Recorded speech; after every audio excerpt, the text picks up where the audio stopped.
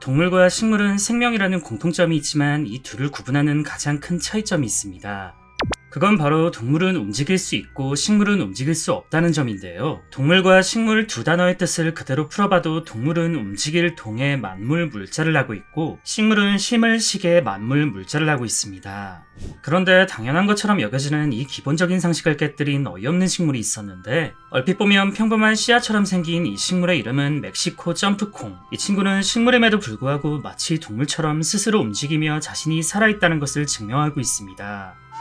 몇몇 분들은 스스로 움직인다는 점에서 파리지옥을 떠올리셨을 텐데요. 일단 파리지옥은 입 안에 세상의 감각모가 존재하여 안에 갇힌 곤충이 이것을 건들게 되면 주둥이처럼 생긴 ip을 닫아버리는 원리를 하고 있습니다. 물론 한 번 건드린다고 해서 곧바로 닫아버리진 않고 한 번의 경고사격 비슷한 행동을 하며 파리지옥은 덫을 한 번 열고 닫을 때마다 엄청난 에너지 소모가 동반되기에 경고사격 이후 또다시 감각모를 건드릴 때 비로소 완전히 닫아버린다고 합니다.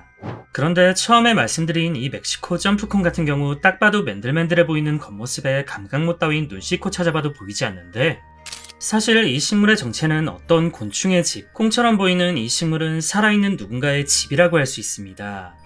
이 식물 안엔 세디아 셀티탄스라는 어린 나방이 살고 있었는데요. 성체가 열매에 알을 낳으면 부화한 유충은 그 열매를 파먹으며 성장하게 되고 시간이 지나 열매가 서서히 마르기 시작하면 저렇게 콩 모양처럼 단단히 굳어 변해버립니다. 그리고 이 안엔 여전히 아기자기한 유충이 나방이 되기 위한 준비를 하고 있으며 유충은 열매 속에서 씨를 뿜어내 자신의 몸을 고정시킨 뒤 오랜 시간 휴식에 들어갑니다.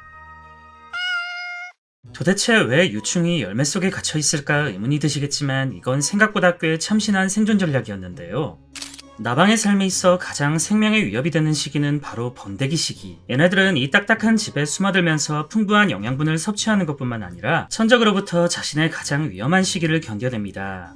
다만 완벽해 보이는 이 생존 전략에도 단점은 있었는데 뜨거운 온도에 매우 취약한 약점이 있어 무더운 멕시코 사막에서 살아남기 위해선 얘네들은 최대한 발악을 해야 했습니다. 그래서 이들은 열매 속에서 최대한 발버둥치며 움직여 비교적 시원한 곳으로 이동하려는 특징을 보이며 이 모습이 마치 콩이 스스로 움직이는 것처럼 보여 사람들은 멕시코 점프콩이라고 부르기 시작했습니다. 이후 충분히 성장하여 나방이 될 준비를 끝낸 유충들은 필요가 없어진 집에 구멍을 내 드디어 세상 밖으로 나오는데요. 나방이 된 이들은 또다시 특정 열매에 알을 낳아 유충을 심어두며 삶의 굴레가 반복됩니다. 비록 뜨거운 온도에 약하다는 단점이 있긴 하지만 천적으로부터 위험한 시기를 견디게 해준 이 생존 전략은 곤충학자들조차 깜짝 놀랐는데 멕시코 길거리에선 이 점프콩을 통에 넣어 아이들의 장난감으로 판매할 만큼 흔히 볼 수 있고 하찮아 보이는 저 점프는 생각보다 힘이 아주 강해 시원한 온도를 찾아 오르막길까지 오를 정도라고 합니다.